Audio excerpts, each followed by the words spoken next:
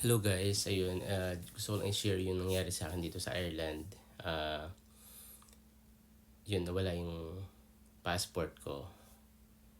Ang nangyari kasi is, I'm going sa government office dito sa Ireland para next week, pagpunta ko doon. Hindi na ako maliligaw, so para alam ko na kung paano pumunta doon.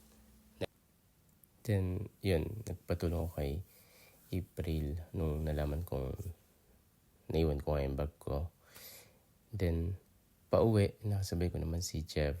So, then habang kinikwento ko yung nangyari, may nag-notify sa Facebook ko. So, may nag-comment. So, Anita Shine, yan nag-comment nga na I think I found your property of yours in Tram Dublin.